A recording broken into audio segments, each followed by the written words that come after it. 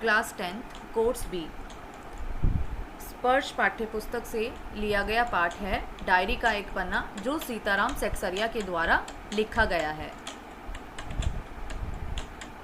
पाठ का नाम है डायरी का एक पन्ना, जिससे साफ पता चलता है कि डायरी के किसी एक पेज का यहाँ पे जो है लिया गया है। ठीक है, अब इस पेज के अंदर डायरी के ऊपर डेट हमेशा लिखी होती है ना, तो वैसे ही यहाँ पर भी डेट लिखी है 26 जनवरी 1931। यहाँ पे संक्षिप्त रूप में मैं आपको बताना चाहूँगी कि ये जो डायरी है, डायरी का जो पन्ना है, इसमें आपको बताया जाएगा कि 26 जनवरी 1931 को हम क्या कर रहे थे। हम आज़ादी दिवस बना रहे थे, स्वतंत्रता दिवस बना रहे थे। ठीक है, कहाँ पे? कलकत्ता में।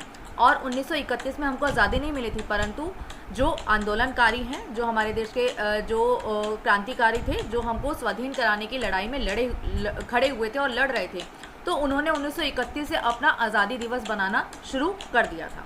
ठीक है, तो यहाँ पे 26 जनवरी 1931 का ही दिन का पूरा बताया गया है कि कलकत्ता में वो दिन किस तरीके से मनाया जा रहा था। ठीक है, हमें आज़ादी नहीं मिली थी, परंतु हम अंग्रेज़ों का विरोध कर रहे थे। किस तरीके से विरोध यहाँ पे किया जा रहा था कि सब लोग जो है झंडा फहरा रहे थे, अपने देश का तिरंगा झंडा जो है सब अपने अपने घरों पे सजा चुके थे। तो ऐसा लग रहा था जैसे कि हमें 1931 में ही आज़ादी मिल चुकी है। ये केवल कलकत्ता का ही दृश्य दिखाया गया है, और जगहों पे भी ऐसा कुछ किया गया था।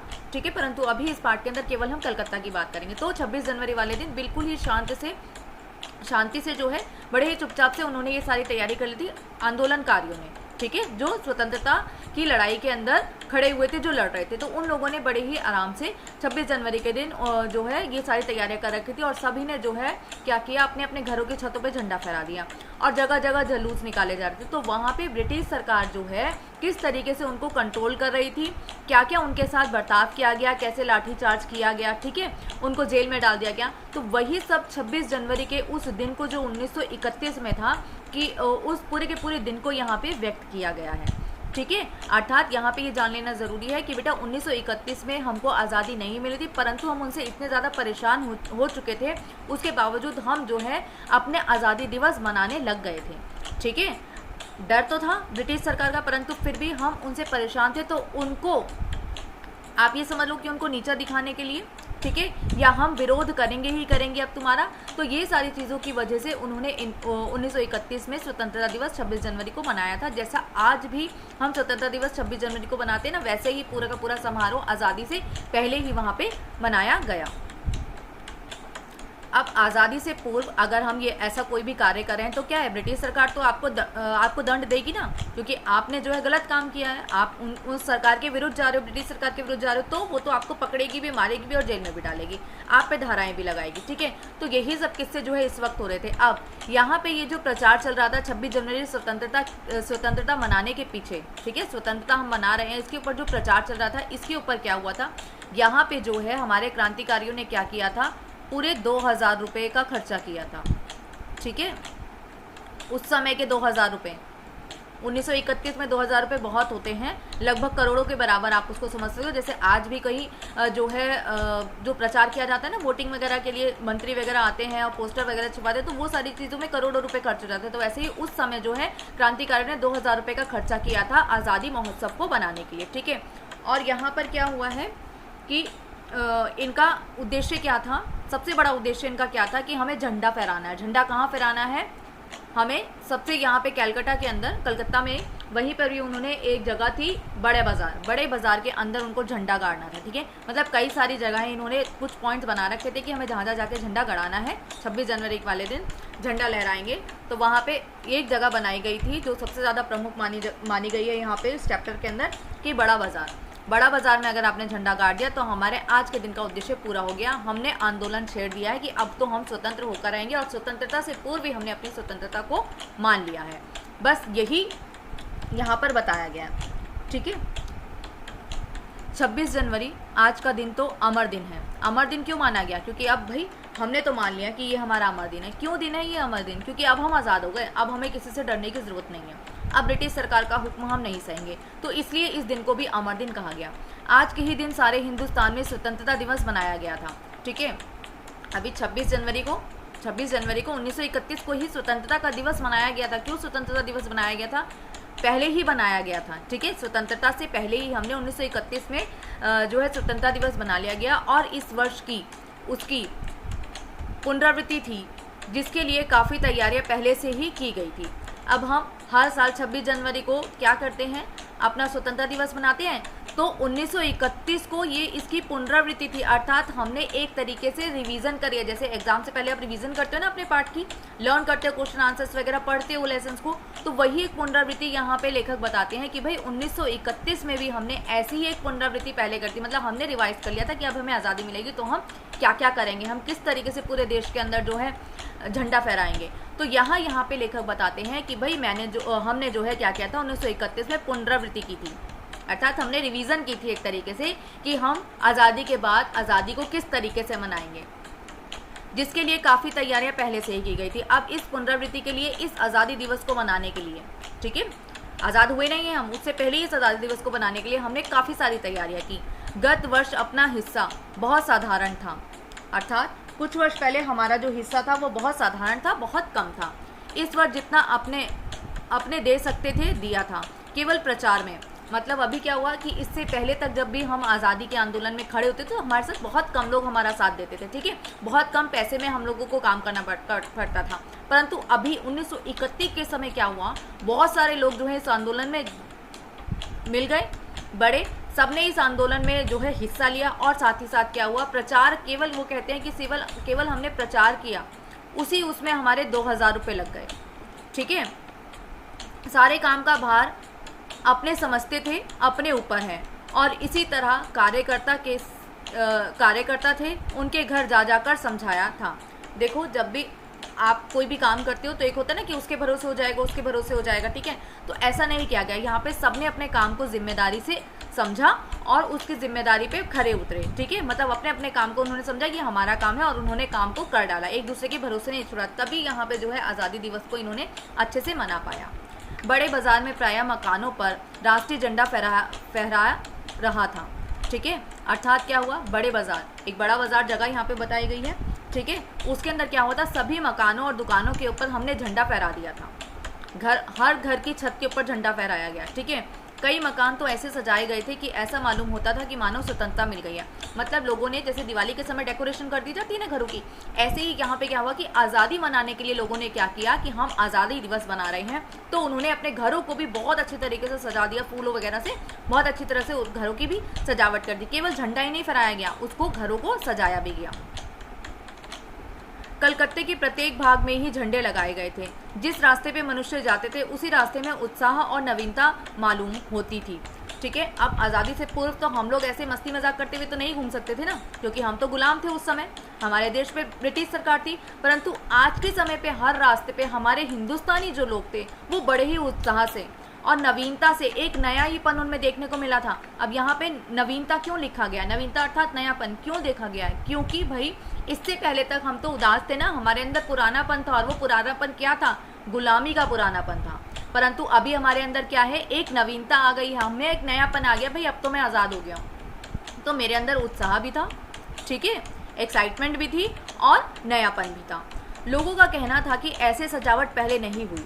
अब भाई 200 साल वो यहाँ पर रहे हैं, और इस समय पे भी अगर मतलब हिंदुस्तान में इस तरीके की सजावट कभी नहीं देखी गई, किसी चीज़ त्यौहार में देखी गई। क्यों? क्योंकि भाई हम तो गुलाम है, तो हमको हर चीज़ को एक लिमिट तरीके से करना था। परंतु आज हम, क्योंकि स्वतंत्रता, सबसे बड़ी जीत हमारी स्वतंत्रता ही है। ठीक है, पिछले 200 सालों में अगर हमारी कोई जीत हुई तो सबसे बड़ी जीत हमारी स्वतंत्रता है। तो उसका जो है, अगर हम उसका उत्साह बना रहे हैं तो वो भी तो देखने लायक ही होना चाहिए ना, उसकी सजावट भी देखने लायक होनी चाहिए। तो इसीलिए यहाँ पर कहा गया कि ऐसी सजावट पहले कभी नहीं देखी गई, जिस दिन आज़ादी से पूर्व ही, मतलब आज़ादी तो हमें 1947 में मिली, ठीक है, परंतु 1931 में ही, इतने साल पहले ही हमने इस तरीके की जो है आज़ादी को मनाया और खूब अच्छी तरीके से तैयारियां की, जो देखने लायक थी। पुलिस भी अपनी पूरी ताकत से शहर में गश्त देकर प्रदर्शन कर रही थी। अब पुलिस वाले तो लगे होंगे कि कहीं पे भी जो है हंगामा हो सकता है, और अंग्रेज़ों को पता ही था कि यहाँ आज के दिन जो है कुछ ना कुछ हलचल होगी।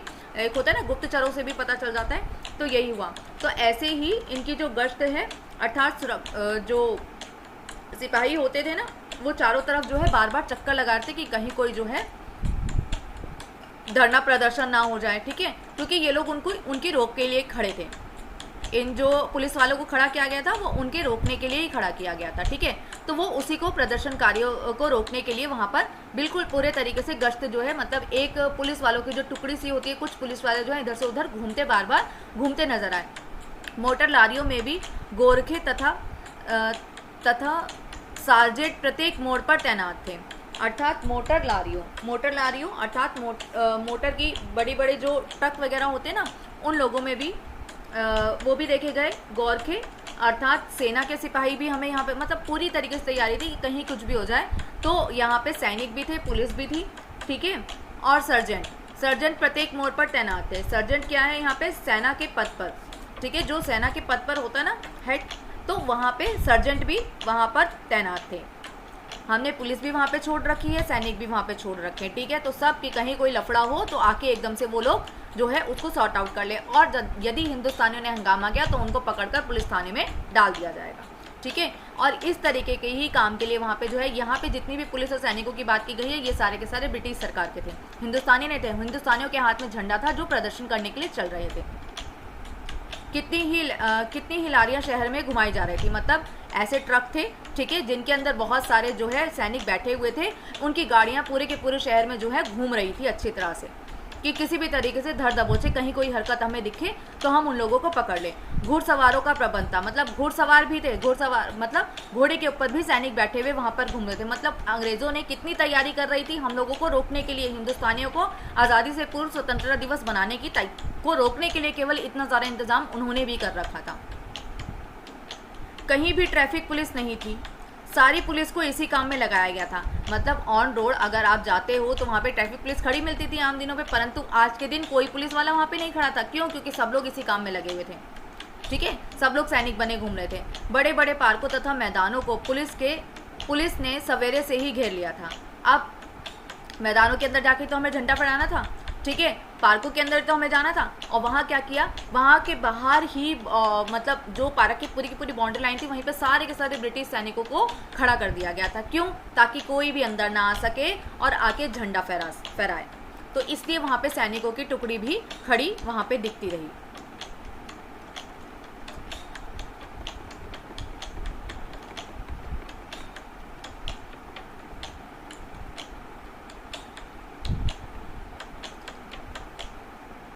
मॉन्यूमेंट के नीचे जहां शाम को सभा होने वाली थी। अब यहाँ पर पहले से ही डिसाइड था, हिंदुस्तानियों ने क्या डिसाइड कर रखा था कि मॉन्यूमेंट के नीचे हम जो है क्या करेंगे, एक स्मारक था, एक मूर्ति थी कि मॉन्यूमेंट के नीचे हम जो है सभा करेंगे, एक मीटिंग होगी, ठीक है। ये जगह पहले से ही निश्चित कर ली गई थी। देखो बहुत सारे ग्रुप इकट्ठे किए गए, सबने ये डिसाइड कर लिया कि एक ग्रुप यहाँ जाके झंडा फहराएगा, एक ग्रुप यहाँ जाके झंडा फहराएगा, ठीक है। इस तरीके से ये चीज़ें चलती, और बहुत एक जना नहीं जा रहा था, पूरी की पूरी जनता उनके पीछे थी। मतलब एक ग्रुप बना रखा था, उसके पीछे जितने हिंदुस्तानी लोग आ सकते हैं निकलकर अपने अपने कमरों से, घरों से, वो सब आ जाए, वो उस भीड़ का हिस्सा बने, ठीक है। तो इस तरीके से काम किया जाता। परंतु यहाँ पे क्या डिसाइड था कि हम मॉन्यूमेंट के नीचे आके सभा भी करेंगे, मीटिंग भी करेंगे, ठीक है। तो वहीं पे जो है पुलिस का दबदबा थोड़ा सा ज़्यादा होएगा ही, क्योंकि वहाँ पे तो मीटिंग पॉइंट हो गया हमारा।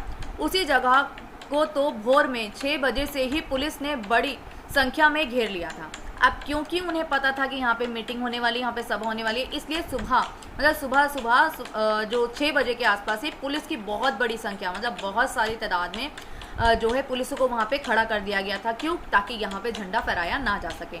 पर तब भी कई जगह तो भोर में ही झंडा फहराया गया, अर्थात पुलिस के पहुंचने से पहले कह लो या सुबह होने से पहले भी हमने कई जगह पे झंडा पहले ही फहरा दिया था। जबकि पुलिस ने यहाँ पर घेरा कब लगाया? 6 बजे, ठीक है। मॉन्यूमेंट के पास कब घेरा लगाया? 6 बजे। परंतु हमने उससे पहले भी कई जगह पे तो झंडा फहरा दिया था, मतलब रोशनी हुई भी नहीं थी, दिन निकला भी नहीं था और हम झंडा फहरा चुके थे। श्रद्धानंद पार्क में बंगाल प्रांतीय विद्यार्थी संघ के मंत्री अविनाश बाबू ने झंडा गाड़ा, तो पुलिस ने उनको, अब देखो यहाँ पे क्या बताया गया है, श्रद्धानंद पार्क ये जगह हो गई, बंगाल प्रांतीय विद्यार्थी अर्थात बंगाल प्रांतीय विद्यार्थी थे यहाँ पर,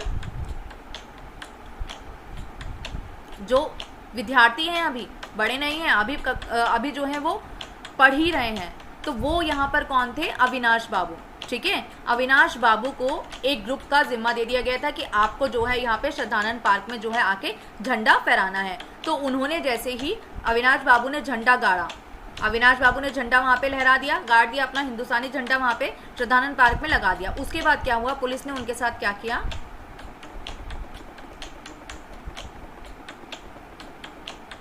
पुलिस ने उनको पकड़ लिया और लोगों को मारा या हटा दिया।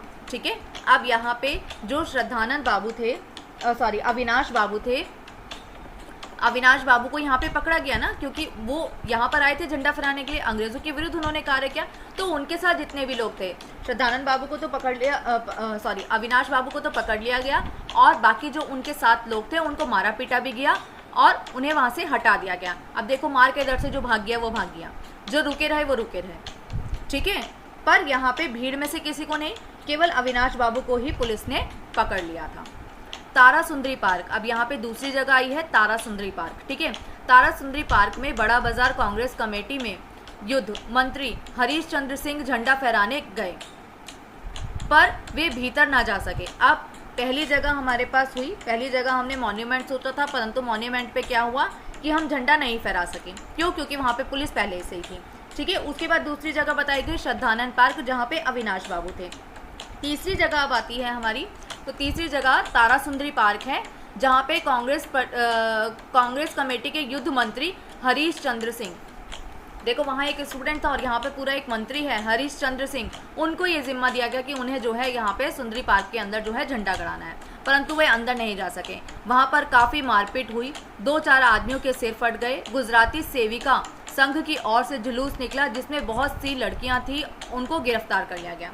अब यहाँ पे क्या किस्सा हुआ देखो, वहाँ पहले तो इतना कुछ नहीं हुआ था, ठीक है, परंतु अब धीरे धीरे क्या बातें हुई कि उनको जो है मारा पीटा गया, उनको अंदर ही हरीश चंद्र के साथ जो लोग थे ना, हरीश चंद्र सिंह के साथ, उन लोगों को भी मारा पीटा गया और वे अंदर ही नहीं जा पाए। क्यों? क्योंकि पुलिस ने रोक लिया। अब उसके बाद यहाँ पे जो है मारपीट हुई, शायद डंडे वगैरह इन्होंने चलाने शुरू कर दिए होंगे, जिसकी वजह से 2-4 आदमियों के सर भी फट गए। ठीक है, उनके सरों पे चोट आई। और गुजराती सेविका संघ, अब यहाँ पे स्त्रियों के बारे में बताया गया है कि इस जुलूस में जो लड़कियां थी उनको भी जो है गिरफ्तार कर लिया गया। मतलब देखो 1931 में स्वतंत्रता हमें मिली नहीं है, परंतु फिर भी हमारी, आपको पता ही है बहुत सारी कहानियों में आपने जो है औरतों को भी लड़ते हुए देखा है, तो यहाँ पर भी स्वतंत्रता पूर्व की जो लड़ाई थी और हम स्वतंत्रता दिवस बना रहे हैं, इसके पीछे जो लड़ाई थी उसमें स्त्रियों ने भी साथ दिया था और उनको गिरफ्तार कर लिया गया था, इसीलिए कि वो जो है ब्रिटिश सरकार के विरुद्ध कार्य कर रहे हैं। 11 बजे मारवाड़ी बालिका विद्यालय की लड़कियों ने अपने विद्यालय में झंडोत्सव मनाया। अर्थात क्या हुआ? झंडोत्सव, अर्थात स्वतंत्रता दिवस ही झंडोत्सव है, अर्थात झंडा फहराने वाला दिन। हम झंडा फहराने वाले दिन को उत्सव की तरह मना रहे हैं। तो यहाँ पे एक बाल विद्यालय था, बालिका विद्यालय था, जिसके अंदर सारी की सारी लड़कियों ने जो है झंडा उत्सव मनाया।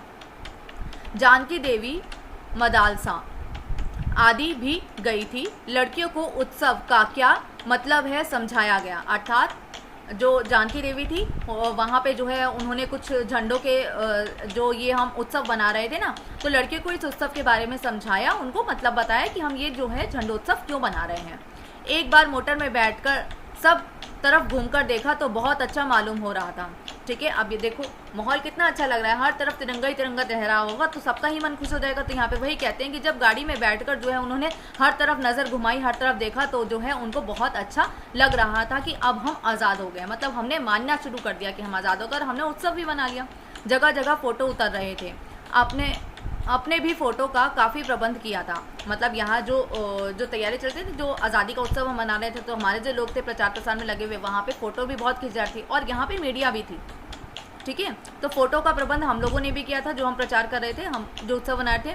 2-3 बजे कई आदमियों को पकड़ लिया गया, जिसमें मुख्य पूर्णोदास और पुरुषोत्तम राय थे।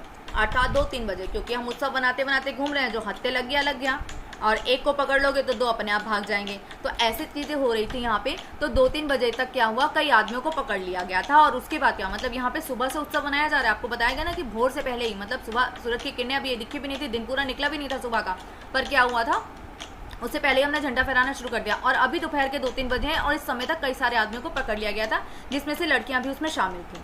ठीक है, जिसमें से 2 प्रमुख व्यक्ति थे, मतलब एक टुकड़ी को अगर पकड़ा गया, कुछ लोगों को पकड़ा गया, तो नाम जानने लायक जो लोग हैं वो हैं पूर्णोदास और पुरुषोत्तम राय।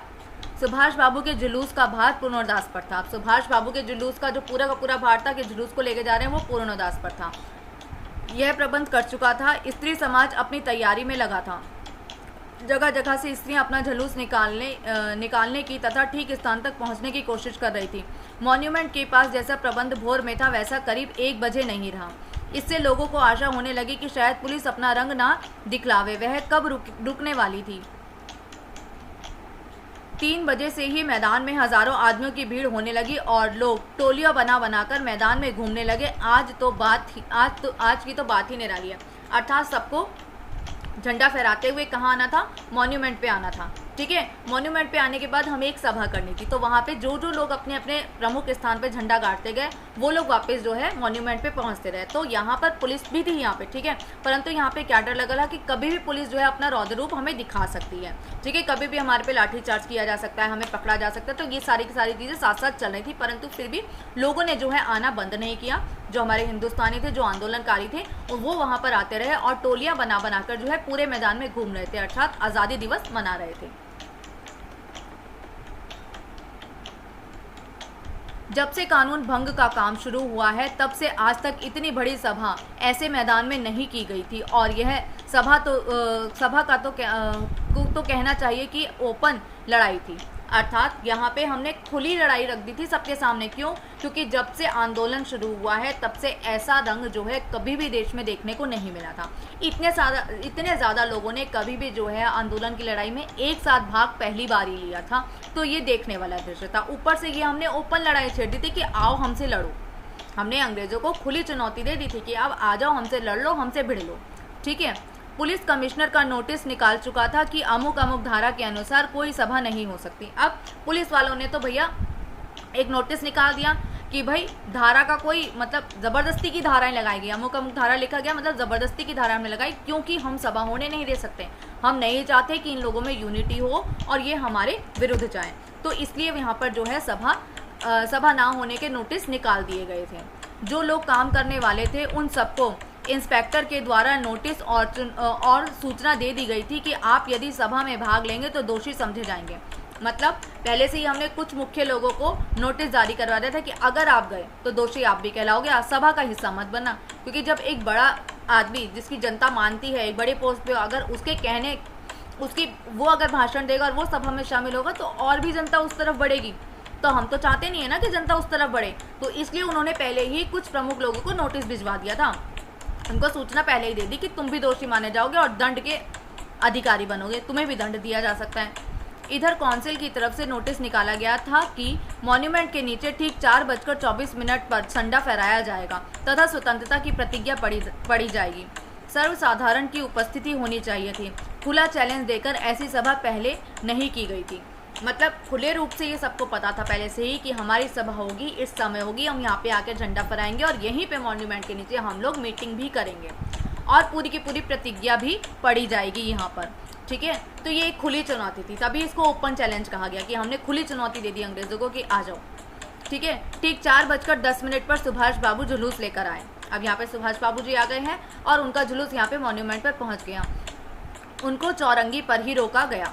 ठीक है, मतलब मॉन्यूमेंट से पहले की जगह है चौरंगी, वहाँ पर उनको रोका गया। पर भीड़ की अधिकता के कारण पुलिस जुलूस को रोक ना सकी। अब भीड़ अगर अत्यधिक मात्रा में होगी और वहाँ पे पुलिस वाले कम खड़े होंगे तो वो कहाँ रोक पाएंगे उनको। तो ऐसे ही सुभाष बाबू का जुलूस वो रोक नहीं पाए। उन्होंने कोशिश की होगी और वो रोकने के लिए ही खड़े थे, परंतु वे रोक नहीं पाए क्योंकि जो आदमियों की संख्या थी वो ज़्यादा थी। मैदान के मोड़ पर पहुंचते ही पुलिस ने लाठियां चलानी शुरू कर दी। मतलब जो पहले पुलिस वाले खड़े थे वो शांत खड़े थे, परंतु आगे जाके जहां पुलिस खड़ी थी उन्होंने जो है इन सुभाष बाबू के जुलूस को रोकने के लिए उन पर जो है लाठीचार्ज कर दी। बहुत आदमी घायल हुए, सुभाष बाबू पर भी लाठियां पड़ी। सुभाष बाबू बहुत जोरों से वंदे मातरम बोल रहे थे। ज्योतिर्मय गांगुली ने सुभाष बाबू से कहा आप इधर आ जाइए, पर सुभाष बाबू ने कहा आगे बढ़ना है। ठीक है, अर्थात जब सुभाष बाबू को लाठी लग गई थी तब जो है ज्योतिर्मय ने क्या बोला कि भाई आप जो है इधर आ जाइए, ठीक है, थोड़ा साइड हो जाइए, परंतु नहीं, सुभाष बाबू ने क्या किया कि हम तो आगे बढ़ेंगे।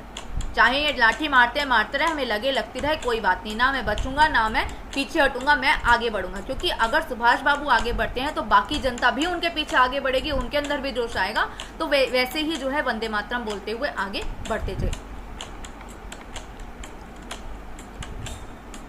यह सब तो अपनी सुनी हुई लिख रहे थे, पर सुभाष बाबू और अपना विशेष फासला नहीं था। सुभाष बाबू बड़े ज़ोर से वंदे मातरम बोलते थे, यह अपनी आंख से देखा है। लेखक बता रहे हैं यहाँ पे कि भाई मैंने अपनी आंखों से देखा है, क्योंकि हम लोग दूर थे सुभाष बाबू से, परंतु सुभाष बाबू की जो आवाज़ थी वंदे मातरम की वो बहुत ज़ोर से निकलती थी। पुलिस भयानक रूप से लाठियाँ चला रही थी। क्षितिज चटर्जी का फटा हुआ सिर देखकर तथा उसका बहता हुआ खून देखकर आँख मीच जाती थी। इधर यह हालत हो रही थी कि उधर स्त्रियां मॉन्यूमेंट की सीढ़ियों पर, मतलब यहाँ पर जो किस्सा है मॉन्यूमेंट के पास जो चौरंगी है वहाँ पर ये सब हो रहा था, लाठीचार्ज हो चुकी थी, लोगों के सर फट चुके थे। ठीक है, क्षितिज चटर्जी का सर यहाँ पे दिखाया गया कि बहुत बुरी तरह से फट गया था। ठीक है, सुभाष बाबू को भी लाठी जो है लग चुकी थी।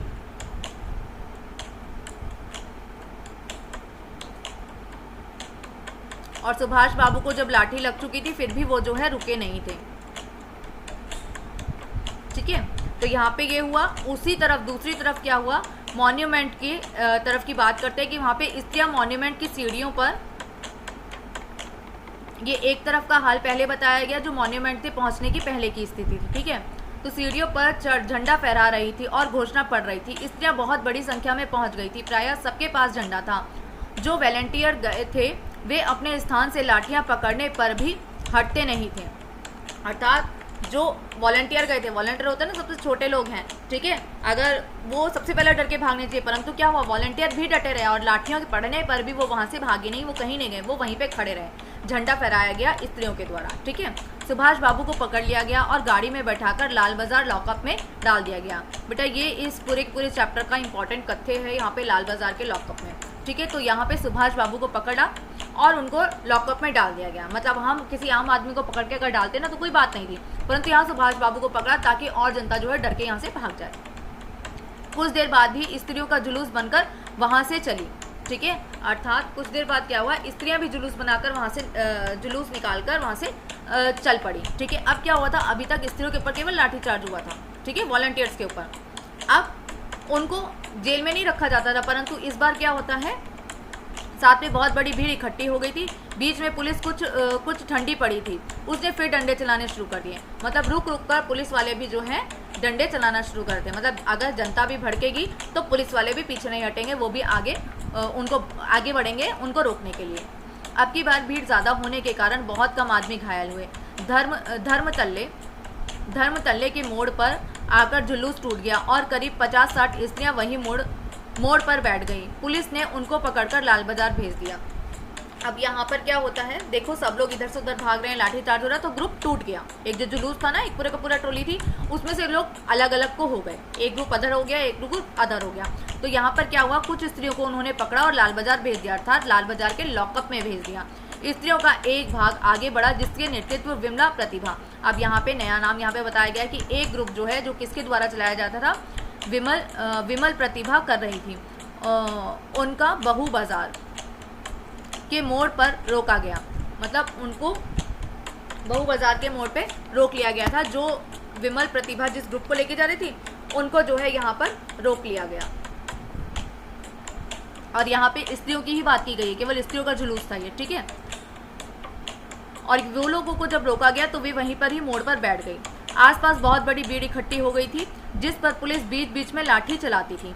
अर्थात बहुत ज़्यादा भीड़ हो जाने पर पुलिस ने लाठियां चलाना शुरू कर दिया और औरतें जो हैं वो वहीं पर मोड़ पर बैठ गई कि मारना है तो मारो, नहीं तो यहाँ से हटो और हम यहाँ से जाएंगे नहीं, हमें आगे बढ़ना है। ठीक है, तो औरतें वहीं पर ही धरना लेकर बैठ गई कि हम तो आगे बढ़ेंगे और तुम रोकोगे तो हम यहीं पर बैठ जाएंगे। तो औरतें यहाँ पर मोड़ पर बैठ गई। इस प्रकार करीब पौन घंटे के बाद, पौन घंटा क्या, लगभग 40-45 मिनट तक, ठीक है, करीब पौन घंटे के बाद पुलिस की लारी आई। पुलिस की लारी आई अर्थात पुलिसों के ट्रक आने लगे जिसमें अच्छी खासी संख्या में पुलिस वाले थे या सैनिक थे और उनको लाल बाजार ले आ गया। अर्थात जो सैनिकों थे उन्होंने क्या किया था, जितने भी लोग यहाँ पर बैठे थे उनको ट्रकों में भरकर क्या किया गया, वही जो ट्रक जिसके अंदर सुबह सुबह क्या सैनिक घूम रहे थे ना, पुलिस वाले घूम रहे थे, उन्हीं ट्रकों को मंगाया गया और यहाँ से जनता को उठा के जो है उन ट्रकों में बिठाकर लाल बाजार लॉकअप में भेज दिया गया। अब यहाँ पे नया नाम आया है बृजलाल गोयनका। बृजलाल गोयनका को कई दिन से अपने साथ काम कर रहा था और दमदम जेल में भी अपने साथ था, पकड़ा गया। अर्थात बृजलाल गोयनका भी यहाँ पर पकड़े गए। ठीक है, पहले तो वह झंडा लेकर वंदे मातरम बोलता हुआ मॉन्यूमेंट की और इतने ज़ोर से दौड़ा कि अपने आप ही गिर पड़ा। मतलब ये एक हंसने वाली बात आ जाती है थोड़ी सी कि यहाँ पे वो बड़े ही जोश से भाग रहे थे मॉन्यूमेंट की तरफ। मतलब पुलिस वाले भी इधर उधर कुछ भी है, परंतु वो पूरे के पूरे जोश के अंदर वो भाग रहे थे और भी खुद ही जोश में जो है गिर पड़े। उसे एक अंग्रेजी घुड़सवार ने लाठी मारी, फिर पकड़कर कुछ दूर ले जाने के बाद छोड़ दिया। मतलब यहाँ पे क्या किया है उनके साथ कि भाई थोड़ी दूर उनको पकड़ा तो सही, ठीक है, और घुड़सवार के द्वारा पकड़ने के बाद थोड़ी दूर ले जाके उसको खुद ही छोड़ दिया। इस पर वह स्त्रियों के जुलूस में शामिल हो गया। अर्थात अब जो बृजलाल गोयनका थे उनको क्या किया, अब वो वहाँ से उस ग्रुप से तो अलग हो गए थे, तो अब दूसरी जगह क्या है, उनको स्त्रियों का झुंड मिला, वो उसी झुंड में हो गए, तो स्त्रियों के जुलूस में वो शामिल हो गए। वहाँ पर भी उसको छोड़ दिया। तब वह 200 आदमियों का जुलूस बनाकर लाल बाजार गया और वहाँ पर गिरफ्तार हो गया। ठीक है, अभी बेटा यहाँ पे कंफ्यूज मत होना। यहाँ पे जैसे बृजलाल गोयनका को बताया गया ना कि यहाँ पे उनको दम के दम जेल में भी अपने साथ पकड़ा गया। ठीक है, अर्थात बृजलाल गोयनका पकड़े गए थे, उसके बाद से जो है क्या बताया गया, उनकी कहानी बताई गई कि उनको जो है एक बार तो घुड़सवार ने पकड़ा और थोड़ी दूर ले जाकर छोड़ दिया। ठीक है, घुड़सवार अर्थात सैनिक ही था जो घोड़े पर सवार था, और फिर वो स्त्रियों के ग्रुप में शामिल हुए। फिर उन्होंने 50 आदमियों का एक जुलूस बनाकर लाल बाजार की तरफ बढ़े। और फिर क्या हुआ था कि उनको जो है वहाँ पे अंत में उनकी गिरफ्तारी हो गई। मदालसा भी पकड़ी गई। यहाँ पे दूसरा करेक्टर है जो पकड़ा गया था, जो प्रमुख है, उससे मालूम हुआ कि उनको थाने में भी मारा था। ठीक है, अर्थात मदालसा से पता चला कि भाई कुछ लोगों को थाने में ले जाने के बाद भी मारा गया था। मतलब ऑन रोड तो वो मार ही रहे थे, ठीक है, जो भी लोग आ रहे थे सामने आ रहे थे तो लाठीचार्ज उन पे चल ही रहा था, परंतु यहाँ पर भी थाने में लाकर भी कुछ लोगों को मारा गया। सब मिलकर 105 स्त्रियाँ पकड़ी गई। मतलब देखो कितनी सारी स्त्रियाँ भी वहाँ पर पकड़ी गई जुलूस से। बाद में रात को 9 बजे सबको छोड़ दिया गया। ठीक है, सुबह पकड़ा, दोपहर को पकड़ा, उसके बाद शाम तक जो है सभी को रात के 9 बजे के आसपास जो है लगभग सबको छोड़ दिया गया। कलकत्ता में, यहाँ पे अभी स्त्रियों की बात की गई है, कलकत्ता में आज तक इतनी स्त्रियाँ एक साथ गिरफ्तार नहीं की गई थी। करीब 8 बजे खादी भंडार गए तो कांग्रेस ऑफिसर का फ़ोन आया कि यहाँ बहुत आदमी चोट खाकर आए हैं और कई की हालत संगीन है, उनके लिए गाड़ी चाहिए। ठीक है, अब क्या हुआ कि भाई जिन लोगों ने जो आंदोलन में हिस्सा लिया था तो भागा दौड़ी हुई, जो डंडे बरसाए, पुलिस वालों ने पकड़ा, तो काफ़ी सारे लोग जो है घायल हो गए। घायल होके कहाँ पहुँच गए, वो कांग्रेस ऑफिस पहुँच गए। ठीक है,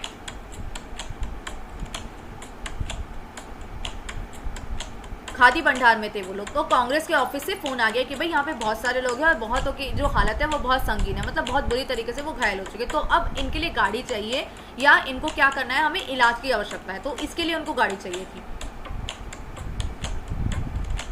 जानकी देवी के साथ वहाँ गए। बहुत से लोगों को चोट लगी हुई थी। डॉक्टर दास गुप्ता उनकी देखरेख तथा फोटो उतरवा रहे थे। अर्थात यहाँ क्या हो रहा था, देखो मीडिया वाले पहुँचते हैं ना, जैसे कि कहीं घटना घटी है तो इलाज भी साथ साथ चल रहा है, मतलब डॉक्टर इलाज कर रहा है और जो मीडिया वाले हैं वो फ़ोटो भी उतार रहे हैं। तो यहाँ पे एक यही घटना का दृश्य जो है, क्योंकि अगर पकड़ा जाएगा, मतलब अभी कलकत्ता में हो रहा था ना ये सब चीज़ें, अब अगर हमारे ये दृश्य अखबार में छपेंगे और लोगों तक ये दृश्य पहुँचेगा तो पता चलेगा कि आंदोलन जो है ज़ोरों पे है, छिड़ चुका है आंदोलन और ब्रिटिश ने ये किया है, तो लोग भी जागरूक होंगे और इस आंदोलन में भाग लेंगे और ब्रिटिश सरकार का जो है धप्पा हो जाएगा। मतलब वो जो है घुटने टेक देगी हमारे आगे एक तरीके से, और वो या वो हार मान लेगी या हम उनको भगाने के लिए ये सारी की सारी चीज़ें कर रहे हैं, तो इससे हमारी ही जनता जो है हमारे साथ हो देंगे, मतलब हिंदुस्तानी जो है हमारा और साथ देंगे। तो जनता के सामने ब्रिटिश सरकार का ये रूप भी आना चाहिए कि देखो किस तरीके से उन्होंने हमारे लोगों को घायल किया है। तो डॉक्टर दास गुप्ता तो जो है लोगों की देखरेख कर रहे थे और फोटो भी उतरवा रहे थे। उस समय तक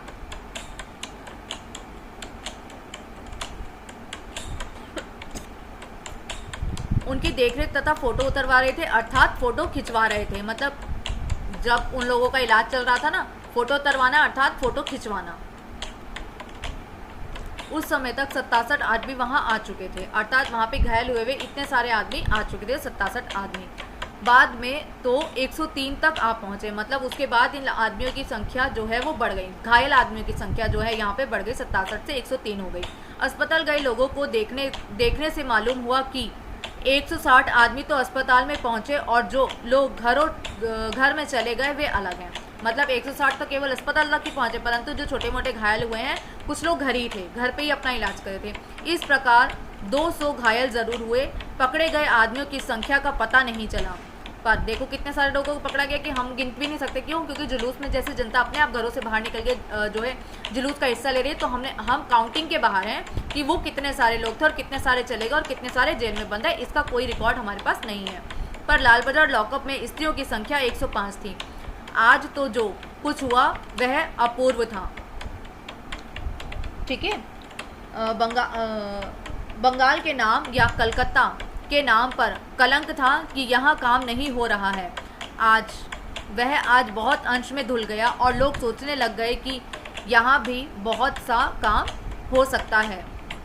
अर्थात यहाँ पे बंगाल और कलकत्ता, यहाँ पूरे देश के अंदर क्या होता है, ऐसी एक धारणा मानी जा रही थी, मतलब उस समय ही आज़ादी से पूर्व, कि भाई कलकत्ता और बंगाल में ना कोई काम नहीं होता है। ये लोग आज़ादी के जो कार्य होते हैं ना, मतलब आज़ाद स्वाधीन होने के लिए आंदोलनकारी बनते नहीं है यहाँ के लोग, ठीक है, वो क्रांतिकारी नहीं है, वो बिल्कुल शांत बैठे हैं। तो ऐसा जो है ऐसी धारणा बना ली गई, इसलिए यहाँ पे कहा गया कि आज जो कुछ कलकत्ता में हुआ है ना, जो इनके ऊपर ये कलंक लगा हुआ था कि ये लोग आज़ादी के लिए कुछ नहीं करते हैं, तो ये कलंक जो है जो काफ़ी हद तक जो है धुल गया था। क्योंकि आज जैसा माहौल यहाँ पे कलकत्ता में देखने को मिला वो पूरे देश में ही देखने को कभी नहीं मिला था। लोग सोचने लग गए कि यहाँ भी बहुत कुछ हो सकता है। अर्थात क्योंकि उसने अपने ऊपर से इस कलंक को हटा दिया, तो लोग भी जो है क्या मानने लगे हैं कि भाई यहाँ भी बहुत कुछ हो सकता है कलकत्ता के अंदर। अर्थात कलकत्ता का जो नाम खराब हुआ था वो अब साफ हो जाएगा, केवल हिंदुस्तानियों की नज़रों में ही। इससे पहले यहाँ पे कोई आंदोलन इस तरीके से नहीं खेला गया था, पूरे हिंदुस्तान में नहीं हुआ था, तो कलकत्ता की तो क्या ही बात करें। ठीक है, तो यहाँ पे उन्होंने भी उस कलंक को यहाँ से मिटा दिया।